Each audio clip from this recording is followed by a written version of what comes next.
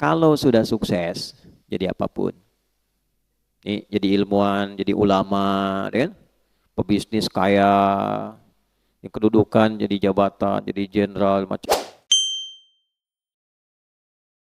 Alladzi 'allama bil qalam, kemudian buat legasi yang sifatnya bisa bermanfaat lebih bagi generasi yang berikutnya. Salah satu caranya dengan menulis. Ya.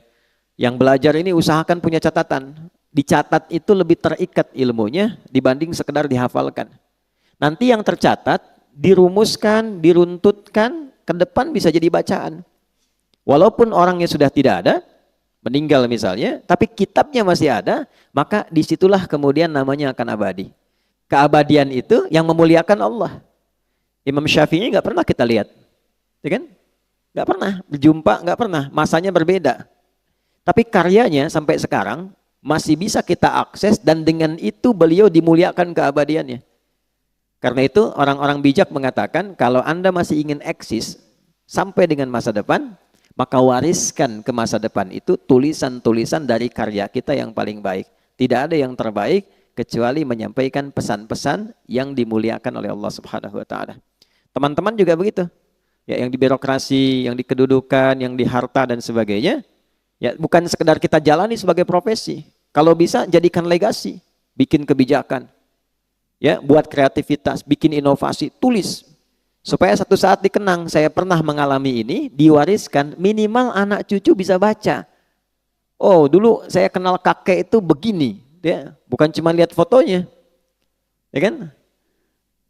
Wah, kakek ganteng juga ya. Oh, ternyata pernah main sinetron, ganteng-ganteng serigala gitu kan. Repot juga ya. Kita bikin tulisan lebih bagus, terukur ya. Balik, 'allamal insana ma lam ya'lam. Kemudian yang kedua, selalu berusaha berinovasi untuk menemukan sesuatu yang baru. Ya, jangan pernah terpaku pada satu hal.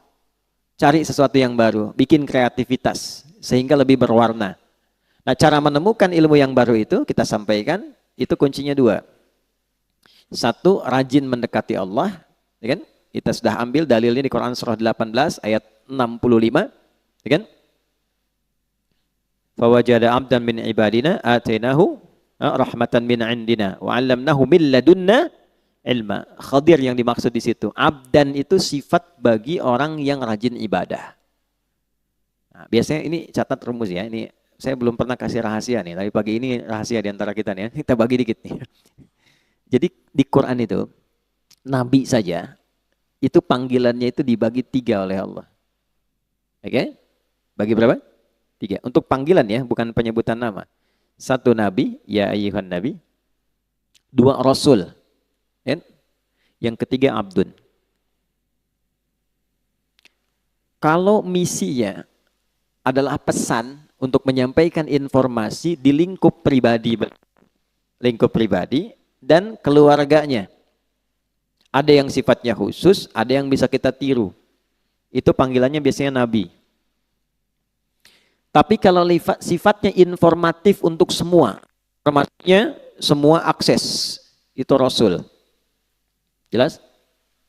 Tapi kalau disebutkan sifat ibadah beliau yang demikian tinggi, itu panggilannya Abdun. Menariknya, tidak ada satupun nabi dalam Al-Quran yang disebutkan kata abdun kecuali bersanding dengan keistimewaan. Ya. Pokoknya kalau sudah abdun pasti nikmat, ni'mal abdu innahu, dan seterusnya. Ya. Nabi Muhammad itu saat diundang Isra dan Mi'raj, hal tertinggi yang belum pernah dialami para nabi dan rasul sebelumnya, itu panggilannya bukan rasul, bukan nabi, tapi abdun.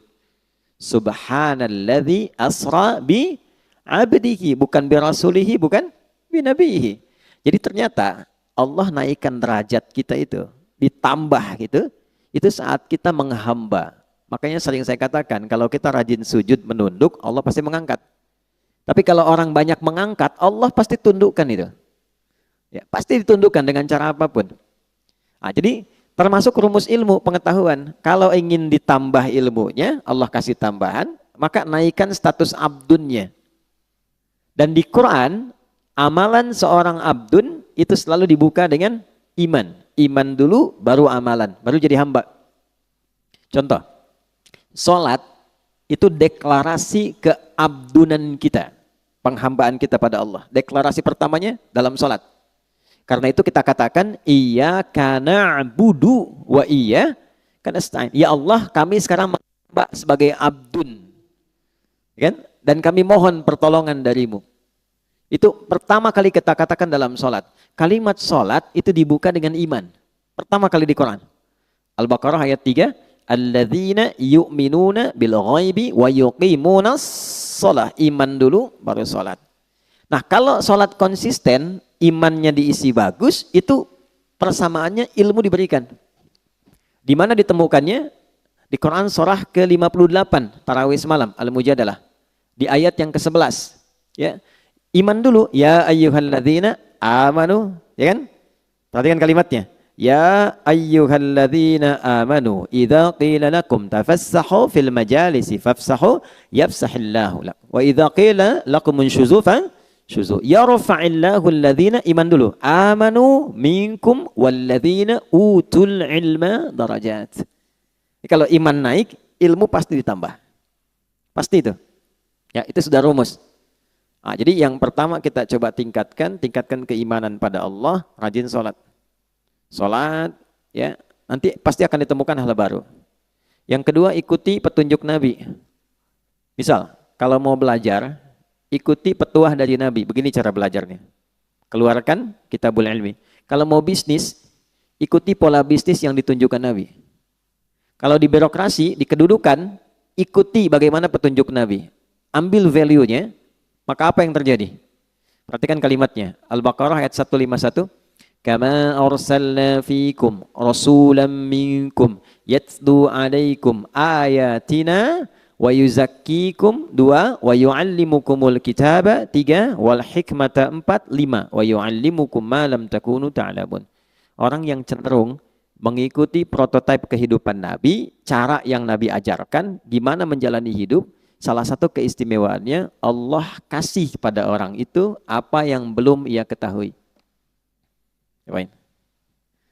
Nah, teman-teman di serse misalnya kan, kehakiman dan sebagainya, kadang-kadang mau nyelesain kasus susah tuh, mau nemukannya. Sholat, minta petunjuk.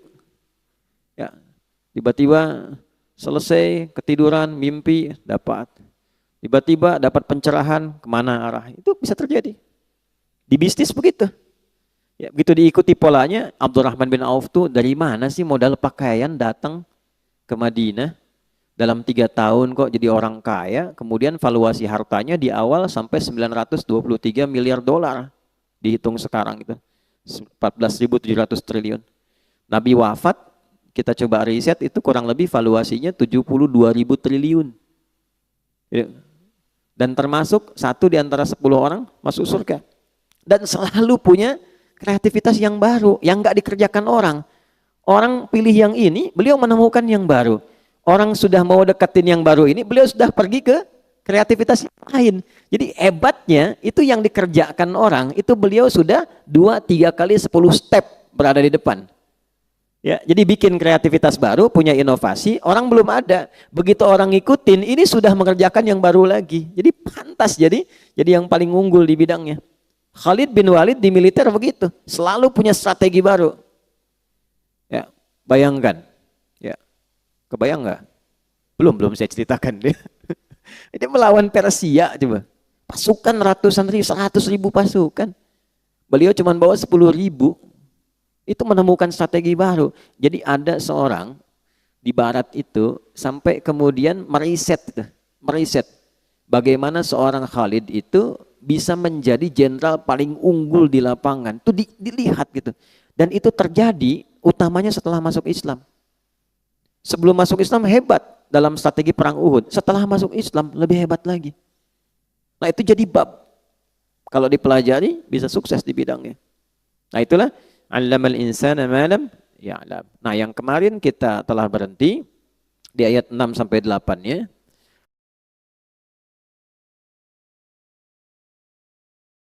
Kalau sudah sukses, jadi apapun. Jadi ilmuwan, jadi ulama, kan? Pebisnis kaya, kedudukan jadi jabatan, jadi jenderal, macam-macam birokrasi, udah jabatan tinggi. Kalla, jangan pernah terjadi. Innal insana la yatgha. Jangan pernah terjadi munculnya potensi-potensi menyimpang, bersikap berlebihan. Ar-ra'ahu istaghna, karena sudah merasa lebih dari sebelumnya. Karena pasti peningkatan sesuatu akan merubah karakter dan gaya hidup. Bab gaya kan sering saya ulang begitu, F1 sama dengan F2, dikonfirmasi di fisika. Metafisik itu dengan fisika dekat. Ya. Orang kalau gayanya pelan, nggak kedengaran pukulannya. Tapi kalau kencang, bunyinya kencang. Ya. Sama, harta kan sering saya katakan, kalau masih punya 10.000, masih bisa dibagi dua. Nah, makan yuk, gitu ya. Ayo, di mana? Warung Jackie Chan depan, ya, misal ya. Makan 10.000 tuh, berangkat sama Ihsan. Begitu nyampe sana, Ihsan bilang, aduh saya nggak bawa uang. Tenang, kita bagi dua nih, 10.000 bagi dua. Tapi ketika Mus'ab sudah punya 1 miliar, bisa nggak bagi dua sama Ihsan tuh? Belum tentu. Karena sudah berbeda, kualifikasi sudah lain, itu merubah. Jari bawaan sudah beda, wibawa sudah lain, karakter sudah tidak sama. Normal, nggak apa-apa. Quran bilang nggak apa-apa. Yang dijaga itu jangan berlebihan.